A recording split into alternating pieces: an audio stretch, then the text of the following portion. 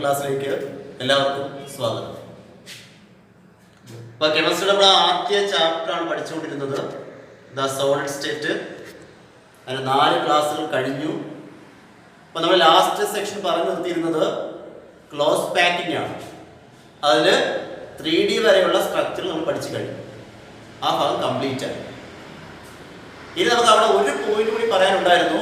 ആ ഒരു പോയിന്റ് കൂടി നമ്മൾ പറഞ്ഞിട്ട് നമുക്ക് അടുത്ത പുതിയ സെക്ഷനിലേക്ക് സ്റ്റാർട്ട് ചെയ്ത് പോകാം. അതായത് വോയിഡ്സ് ഒരു ടൈം പഠിച്ചിരുന്നു. വോയിഡ്സ്, ടെട്രാഹെഡ്രൽ വോയിഡ്സും ഒക്ടാഹെഡ്രൽ വോയിഡ്സും നമ്മൾ പഠിച്ചിരുന്നു. ആ ടെട്രാഹെഡ്രൽ വോയിഡ്സിനെയും ഒക്ടാഹെഡ്രൽ വോയിഡ്സിനെയും കണക്ട് ചെയ്ത് റിലേഷൻ ഉണ്ട്. ആ റിലേഷൻ എന്ന് പറയുന്നത്, ഇപ്പം നമുക്ക് തന്നിരിക്കുന്ന ഒരു ക്ലോസ് പാക്ഡ് സ്ട്രക്ചറിനകത്ത് number of particle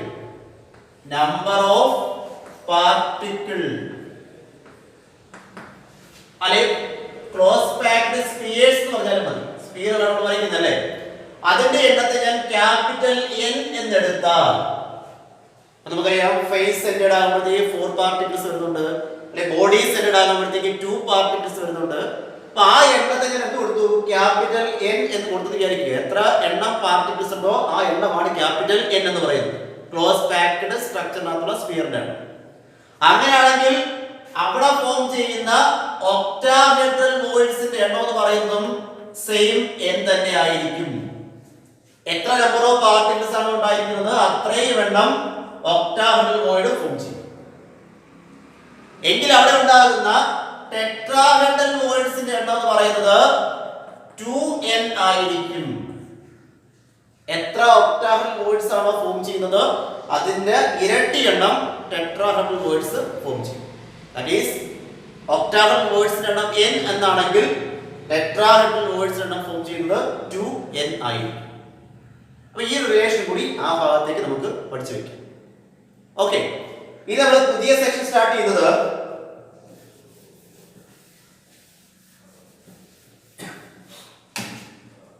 packing efficiency.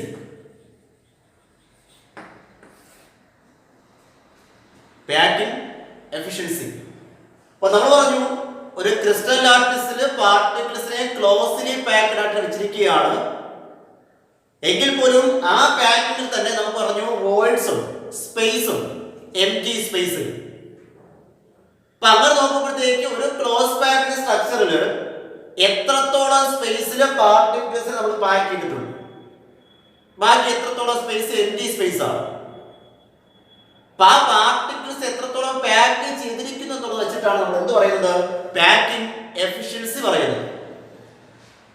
അപ്പൊ എത്രത്തോളം ഒരു യൂണിറ്റ് സെൽ എടുക്കുമ്പോൾ ആ യൂണിറ്റ് സെല്ലിന്റെ ടോട്ടൽ വോളിയത്തിൽ എത്രത്തോളം വോളിയം പാർട്ടിക്കിൾസിനെ പാക്ക് ചെയ്ത് വെച്ചിട്ടുണ്ട്, അതാണ് പാക്കിംഗ് എഫിഷ്യൻസി എന്ന് പറയുന്നത്. അത് നമുക്ക് ആദ്യമായിട്ട് പഠിക്കാനുള്ളത് packing efficiency in HCP or CCP. നമ്മൾ പഠിച്ചതാണ് ഹെക്സഗണൽ ക്ലോസ് പാക്കിംഗ് അല്ലെങ്കിൽ ക്യൂബിക് ക്ലോസ് പാക്കിംഗ് നമ്മൾ പഠിച്ചതാണ്. വേണമെങ്കിൽ അവിടെ എന്തെന്ന് വെച്ചേക്കാം FCC, നമ്മുടെ ഫേസ് സെന്റേഡ് ക്യൂബിക് വരുന്നതാണ് ഈ ഭാഗം. ആ FCC എന്ന് പറയുന്ന ഫേസ് സെന്റേഡ് ക്യൂബിക് എന്ന ക്രിസ്റ്റൽ ലാറ്റിസിൽ എന്താണ് പാക്കിംഗ് എഫിഷ്യൻസി, എത്രത്തോളം പാക്കിംഗ് നടക്കുന്നുണ്ട് എന്നാണ് നമ്മൾ പഠിക്കുന്നത്. അപ്പൊ അവിടെ ഒരു ഡെറിവേഷൻ പോലെ ചെയ്ത് പോകുന്നതാണ്, നല്ലതുപോലെ പഠിച്ചു വെക്കുക. അപ്പൊ നമുക്ക് ആദ്യം ഒരു യൂണിറ്റ് സെൽ വരയ്ക്കാം. ഓക്കെ, ഞാൻ യൂണിറ്റ് സെൽ വരയ്ക്കുകയാണ്.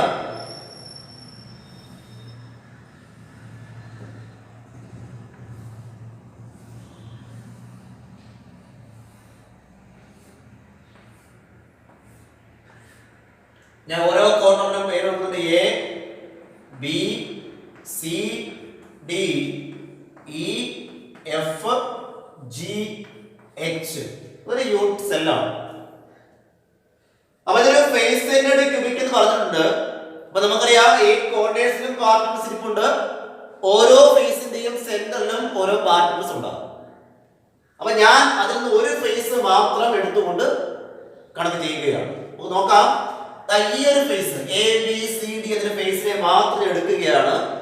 അപ്പൊ അവിടെ എന്താണെന്ന് അറിയാം, A എന്ന് പറയുന്ന കോർണറിൽ ഒരു ഭാഗം ഇരിപ്പുണ്ട്, നമ്മുടെ സി എന്ന് പറയുന്ന കോർണറിൽ ഒരു ഭാഗം ഇരിപ്പുണ്ട്. പിന്നെ എവിടെയുണ്ട്? ഈ ഫേസിന്റെ സെന്ററിലും ഉണ്ടാവും. പരസ്പരം ടച്ച് ചെയ്ത് വരയ്ക്കുക. ഫേസിന്റെ സെന്ററിലും ഒരു പാർട്ടിക്കിൾ കിട്ടും. ഓക്കെ ആണല്ലോ? ഈ കോർണറിലും ഈ കോർണറിലും ഈ ഫേസിന്റെ സെന്റർ. ഇതൊരു ഫേസ് സെന്ററിൽ ക്യൂബിക്കിന്റെ ഒരു പോർഷൻ മാത്രം ഞാൻ വരച്ചിരിക്കുകയാണ്. ഇനി ഇവിടെയുള്ള കംപ്ലീറ്റ് എഡ്ജ് ലെങ്ത് ഞാൻ എ എന്ന് വിളിക്കും. എല്ലാ എഡ്ജ് ലെങ്തുകളും എന്ത് തന്നെയാണ്? എ തന്നെയാണ് എല്ലാം. ഇവിടെ എ സി എ തൊട്ട് സി വരെയുള്ള ഡിസ്റ്റൻസിൽ ഞാൻ ബി എന്ന് കൊടുത്തു. ഇത്രയും കാര്യം ഓർത്താൽ മതി. ആദ്യം നമ്മൾ ഫേസ് സെന്ററായിട്ട് ഒരു ഫേസ് മാത്രം കണക്ട് ചെയ്ത് വരച്ചു. അത് എയിലും സിയിലും രണ്ട് കോർണേഴ്സിലും പാർട്ടിക്കിൾസ് കാണിച്ചിട്ടുണ്ട്. ദെൻ സെന്റർ ഓഫ് ദ ഫേസിൽ ഒരു പാർട്ടിക്കിൾ കാണിച്ചിട്ടുണ്ട്. ആ എ ടു സി വരെയുള്ള ഡിസ്റ്റൻസ് നമ്മൾ ബി എന്ന് കൊടുത്തിട്ടുണ്ട്.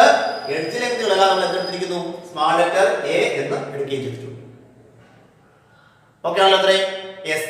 ഇനി നമ്മളിവിടെ കൺസിഡർ ചെയ്യാൻ പോകുന്നത് ട്രയാങ്കിൾ എ ബി സി. ഈ triangle A B C A B C എന്ന് പറയുന്ന ട്രയാങ്കിൾ കൺസിഡർ ചെയ്യും. നമുക്കറിയാം ഈ എ ബി സി എന്ന് പറയുന്ന ട്രയാങ്കിളിനകത്ത് ഈ ബി എന്ന angle 90 degree right angle triangle ആവും. അപ്പോൾ ഇവിടെ എ സി എന്ന് പറയുന്നത് എന്തായിട്ട് മാറും? ഹൈപ്പോട്ടനസ് ആയിട്ട് മാറും. ആംഗിൾ പൈതഗോറസ് തിയറം വെച്ച് നമുക്ക് എഴുതാൻ പറ്റും. AC square is equal to AB square plus BC square എന്നെഴുതാൻ പറ്റും. ഇത് നമുക്കറിയാം AC എന്ന് പറയുന്ന ആ ലെങ്ത് ഞാൻ കൊടുത്തിരിക്കുന്നത് B എന്നാണ്. therefore ഇവിടെ AC square വരെ എന്തെഴുതാം? B square is equal to എഴുതാം.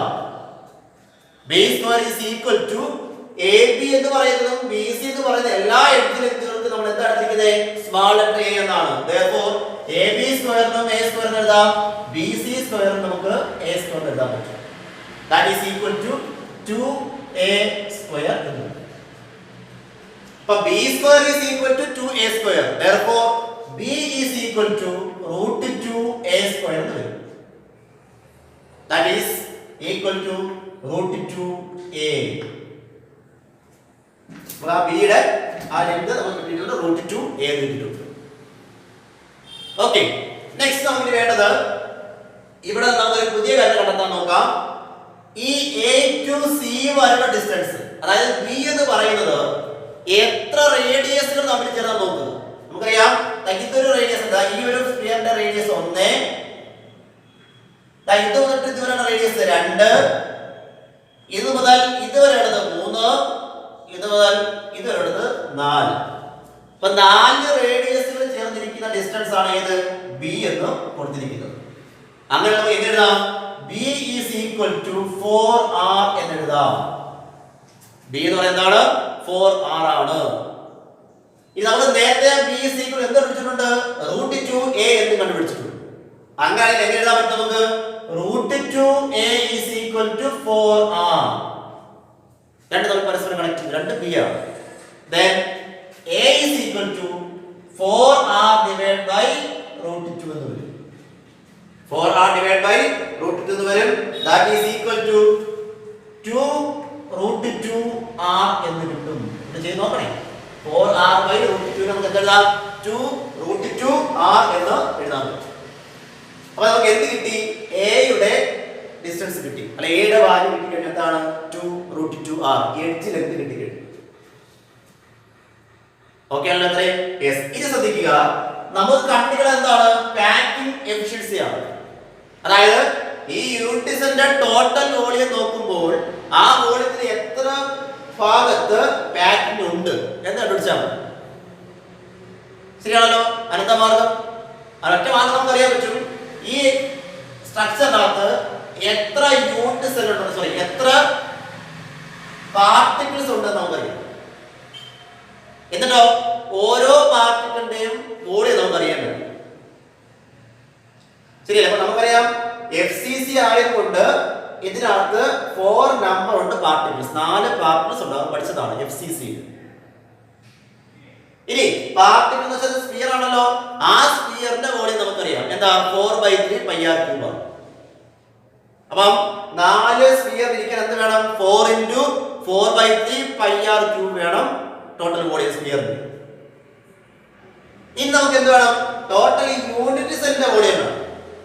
അത് നമുക്കറിയാം എന്താണ്? a³ ആണ്. നമ്മൾ പഠിച്ചിട്ടുണ്ട്. a³ volume of the unit cell. എഴുത്തിലെല്ലാം a ആയതുകൊണ്ട് നമ്മൾ എടുക്കുന്നു a³ എന്ന് എടുക്കുന്നു. അപ്പൊ എങ്ങനെ പാക്കിംഗ് എഫിഷ്യൻസി നമ്മൾ കണ്ടുപിടിക്കാൻ പറ്റും? Packing efficiency is equal to volume of 4 sphere, 4 സ്ഫിയറുകളുടെ വോളിയം. FCC ആയിട്ടോടെ 4 എടുത്തിരിക്കുന്നത് കേട്ടോ. Okay, divide by volume of ഏത്? Unit cell.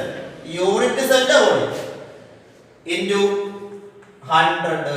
That means 100%. അതായത് യൂണിറ്റ് സെല്ലിന്റെ ടോട്ടൽ വോളിയത്തിൽ ആകെയുള്ള സ്ഫിയറിന്റെ വോളിയം എന്ത്? അതാണ് ഇരിക്കുന്നത് packing efficiency equation. That is equal to 4 into നമുക്കറിയാം സ്ഫിയറിന്റെ വോളിയത്തിന്റെ equation 4/3 πr³ 4 into 4/3 πr³ divide by volume of unit cell. നമുക്കറിയാം a³ ആണ്. a നമുക്ക് കിട്ടിയ എന്താണ്? 2√2r എന്നുണ്ട്. 2√2r അതിന്റെ ക്യൂബ്.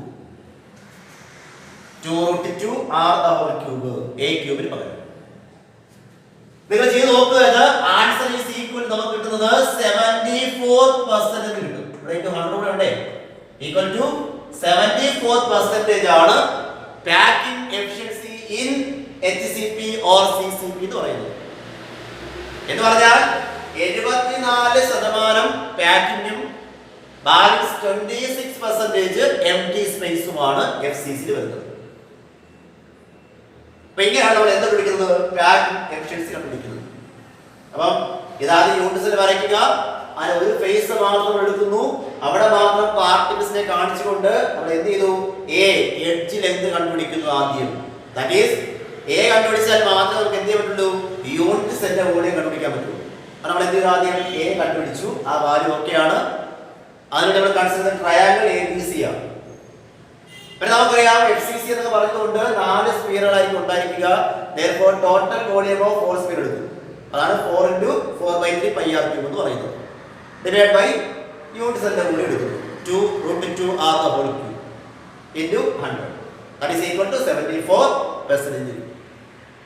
ഇതാണ് FCC പഠിക്കാൻ. ഓക്കെ ആണല്ലോ? ഓക്കെ. നെക്സ്റ്റ് നമുക്ക് വേണ്ടത് പാക്കിംഗ് എഫിഷ്യൻസി ഇൻ BCC ആണ്. ബോഡി സെന്റേർഡ് ക്യൂബിക് ആണ് നമുക്കിനി അടുത്തത് വേണ്ടത്. BCC body centred cubic. അപ്പൊ നമ്മൾ അവിടെയും ഇതുപോലെ എന്ത് ചെയ്യുന്നു? ഒരു ബോഡി സെന്റേർഡ് ക്യൂബിക് വരയ്ക്കുകയാണ് നമ്മള്.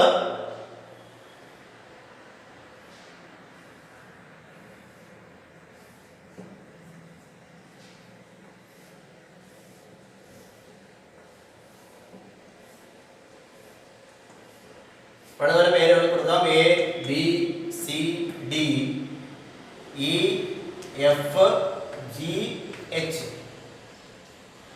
ബോഡി സെന്റർ നമുക്കറിയാം 8 കോർണേഴ്സിലും പാർട്ടിക്കിൾസ് ഉണ്ടാവും. ദെൻ ബോഡിയുടെ സെന്ററിൽ ഒന്നുണ്ടാവും, പാർട്ടിക്കിൾ ഉണ്ടാവും. അപ്പൊ നമ്മൾ വരയ്ക്കുന്ന രീതി ശ്രദ്ധിച്ചോളുക. A എന്ന് പറയുന്നത് ഈ ഒരു കോർണറിൽ ഒരു പാർട്ടിക്കിൾ ഇരിപ്പുണ്ട്.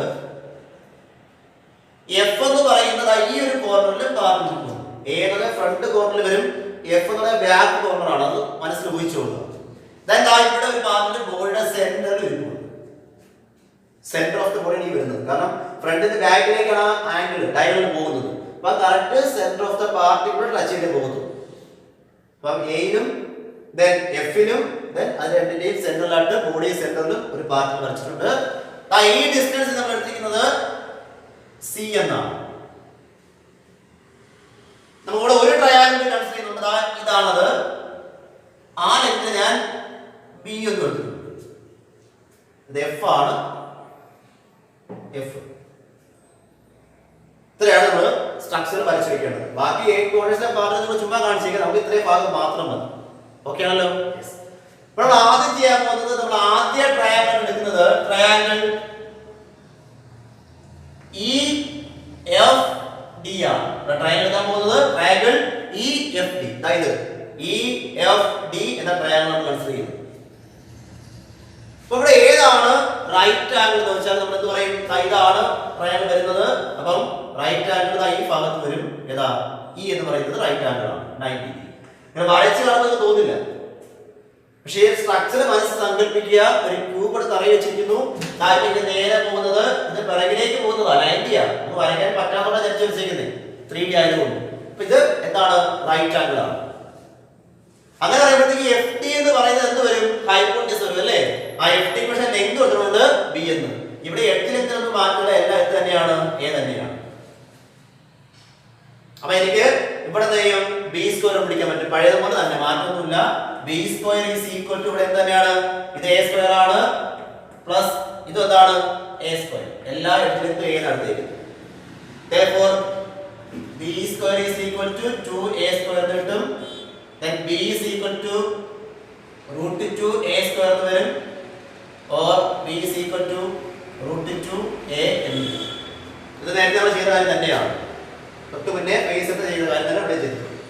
ഇതിന് യാതൊരു മാറ്റമില്ല, സെയിം പാത്ത് തന്നെയാണ് അത്രയും. ഇനി നമുക്ക് പുതിയൊരു ട്രയാങ്കിൾ കൺസിഡർ ചെയ്യണം. ആ ട്രയാങ്കിൾ എ എഫ് ഡി ആണ്. എ ഇത് വരും, എഫ് ഇത് ഡി വരും. എ എഫ് ഡി എന്ന് പറയുന്ന ആ ഒരു ട്രയാങ്കിൾ കൺസിഡർ ചെയ്യണം. അപ്പൊ ട്രയാങ്കിൾ എ എഫ് ഡി, ആ എ എഫ് ഡി എന്ന് പറയുന്ന ട്രയാങ്കിൾ ഏതാണ് റൈറ്റ് ആംഗിൾ എന്ന് വെച്ചാൽ ഏതാണ് റൈറ്റ് ആംഗിൾ? ഇതാണ് എ എഫ് ഡി എന്ന് പറയും. എ എഫ് ഡി അത് ഏതാണ് റൈറ്റ് ആംഗിൾ ആയിട്ട് വരുന്നത്? ഇത് വരും അല്ലേ? ഇതാണ് 90 ഡിഗ്രി. ആലോചിച്ചാൽ മതി. സ്ട്രൈറ്റ് വരുന്നു, ഇത് ബോട്ടം റീജിയൻ നമ്മുടെ തലയിലൂടെ തട്ടി പോകുന്ന ലൈനാണ്, ചരിച്ച് വരച്ചതേ ഉള്ളൂ. അപ്പൊ ആ ആംഗിൾ എത്ര വരും? 90. അങ്ങനെ നോക്കുമ്പോൾ ഈ ഡിസ്റ്റൻസ് നമ്മൾ എന്താ എ ടു എഫ് വരെയുള്ള ഡിസ്റ്റൻസ് സി എന്ന് കൊടുത്തിരിക്കുന്നു. അതെന്താണ്? ഹൈപ്പോട്ടനസ് ആണ്. അങ്ങനെയാണെങ്കിൽ ഇവിടെ എന്താണ് ഈ എഫ് സ്ക്വയർ എന്ന് പറയുന്നത്? എങ്ങനെ പറയാൻ പറ്റും? A F square is equal to A F square ആണ്. AF square is equal to AD square plus ഇത് വരും FD square. AD square plus FD square എന്ന് വരും. ഇനി AF ന് നമുക്ക് എന്ത് ചെയ്യാം? C എന്ന് കൊടുക്കാം. therefore C square is equal to AD എന്ന് പറഞ്ഞാൽ എന്താണ് എടുത്തത് നമ്മൾ? A. അപ്പോൾ A square plus FD എന്താണ്? B എന്നാണ് എടുത്തത് അല്ലയോ? അപ്പോൾ ഇത് വരും B square എന്ന് വരും. therefore c square is equal to a square plus എന്താ b square എടുത്തേക്കുന്നത്? 2a square ആണ്. അപ്പോൾ a square plus 2a square that is equal to 3a square. അപ്പോൾ c square is equal to 3a square. therefore c is equal to root 3a square വരും. that is equal to root 3a.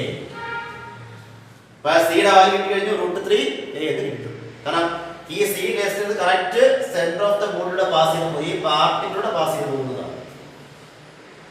Okay ആണല്ലോ? അപ്പോൾ C സിയുടെ കിട്ടി നമുക്ക് root 3a എന്ന് കിട്ടി. ഇനി ഇവിടെ നമുക്ക് വേണമെങ്കിൽ സി എന്ന് പറയുന്ന ഡിസ്റ്റൻസിനെ നമുക്ക് 4 റേഡിയസുകളായിട്ട് കൺസിഡർ ചെയ്യാം. അത് എവിടെ എഴുതാൻ പറ്റും? നമുക്ക് വീണ്ടും c is equal to 4r എന്ന് എഴുതാൻ പറ്റും.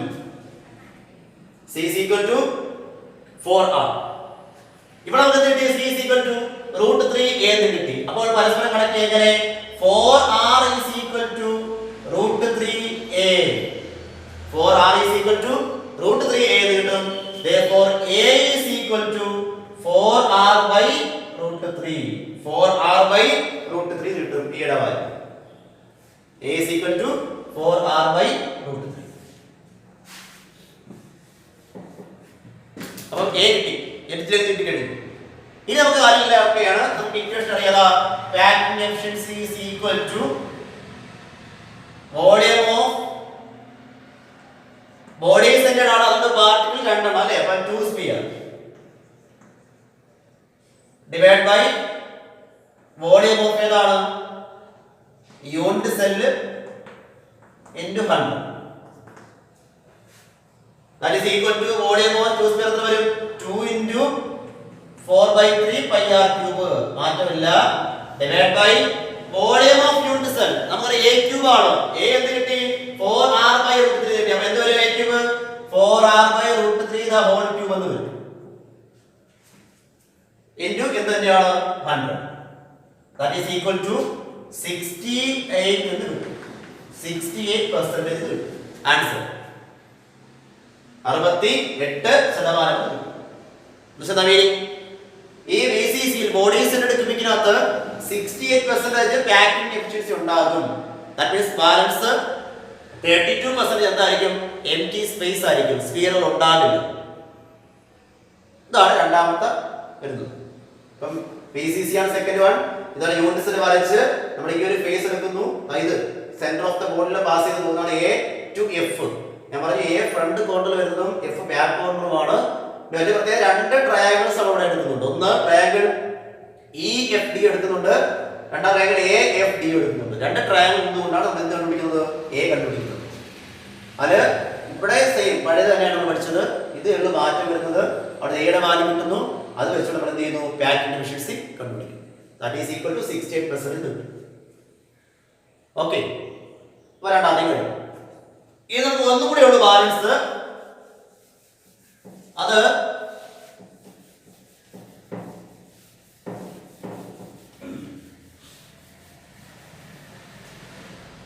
Packing efficiency in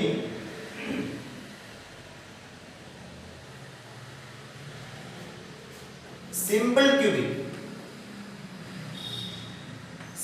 cubic lattice. നമ്മുടെ സാധാരണ പ്രിമിറ്റീവ് എന്ന് പറയുന്ന സംഭവം ഈ കോർഡിനേഷൻ മാത്രം പാർട്ടിസിപ്പിക്കുന്നതാണ്. അപ്പൊ അതിൽ വലിയ കാര്യങ്ങളൊന്നുമില്ല. ജസ്റ്റ് നമ്മൾ എന്ത് ചെയ്യുന്നു? ഓരോ യൂണിറ്റ്സ് എല്ലാം വരയ്ക്കുന്നു.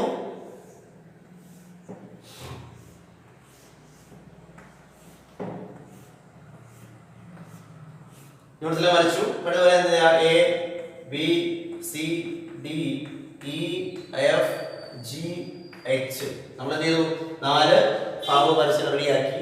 നമുക്കറിയാം എവിടെ മാത്രമാണ് പാർട്ടുകൾ ഇരിക്കുന്നത്? കോർണേഴ്സിൽ മാത്രം. അത് നമ്മൾ ഇവിടെ ഒരു കോർണറിൽ ഒരു പാർട്ട് വരയ്ക്കുന്നു, ഇവിടെ ഒരു കോർണറിൽ പാർട്ട് വരയ്ക്കുന്നു.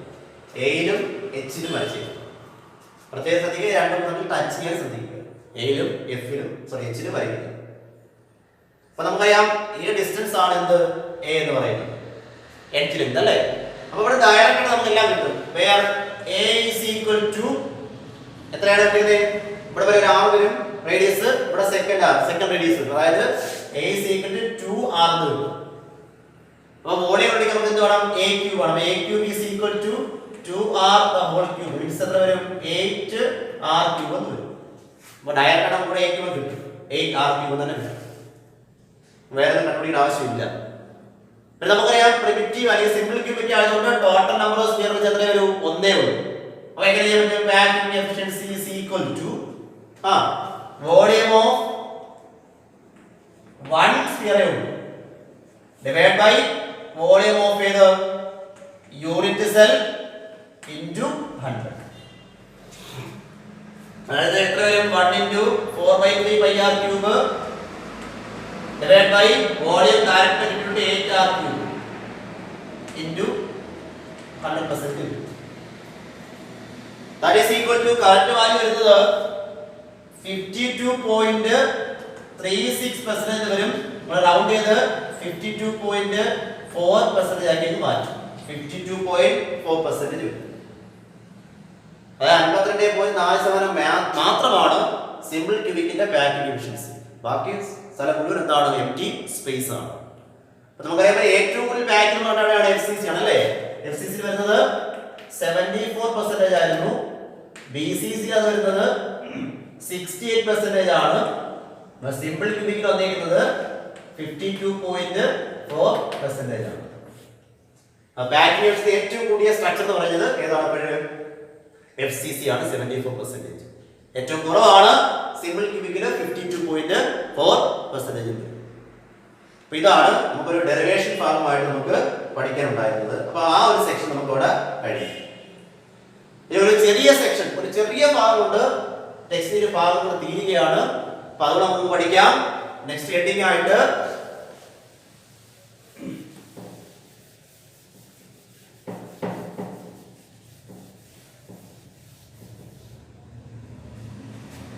ഡെൻസിറ്റി. ക്രിസ്റ്റൽ ലാറ്റിസിനുള്ളിൽ വരുമ്പോൾ നമുക്ക് അതിന്റെ ഡെൻസിറ്റി കണ്ടുപിടിക്കണം. ഒരു യൂണിറ്റ് സെല്ലിന്റെ ഡെൻസിറ്റി എന്താണ്? ഓക്കെ, നമുക്കറിയാം ഡെൻസിറ്റി ഇക്വേഷൻ എന്താ? Density is equal to mass by volume ആണ്. അത് നമുക്കറിയാം. മാസ് ബൈ വോളിയം ആണ് ഡെൻസിറ്റി എന്ന് പറയുന്നത്.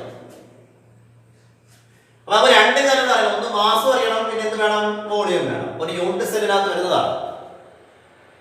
അപ്പൊ വോളിയം നമുക്കറിയാം. വോളിയം എന്താണ്?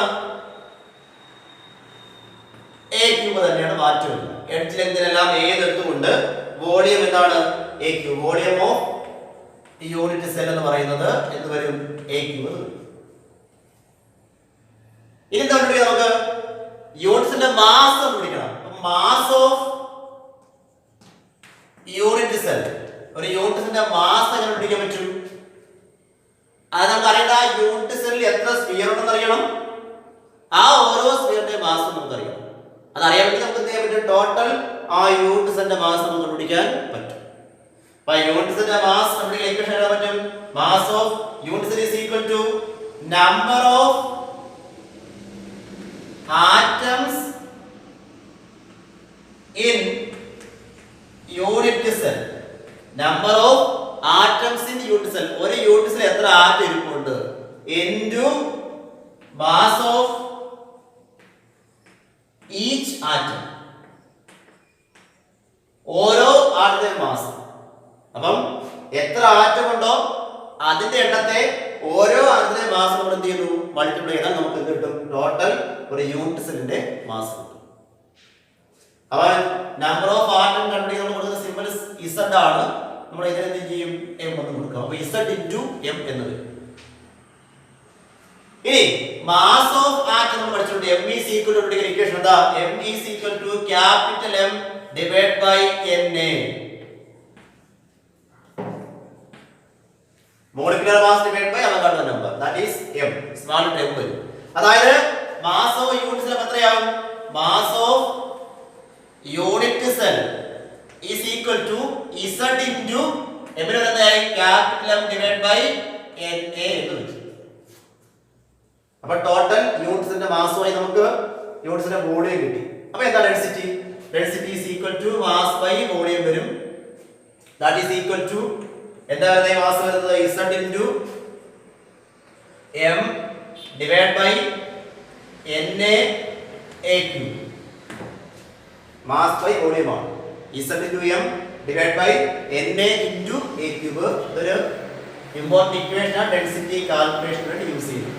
ഓരോ ടേബിൾ അറിയാം. മീൻസ് എന്ന് പറയുന്നത് number of atoms in each unit cell, m എന്ന് പറയുന്നത് മോളിക്കുലർ മാസ്, n a എന്ന് പറയുന്നത് Avogadro number, a edge length, a cube എന്ന് പറയുന്നത് volume of the unit cell. അപ്പോൾ ഈ ഇക്വേഷൻ നല്ലതുപോലെ പഠിച്ചു വെച്ചിരിക്കും. ഓക്കെ.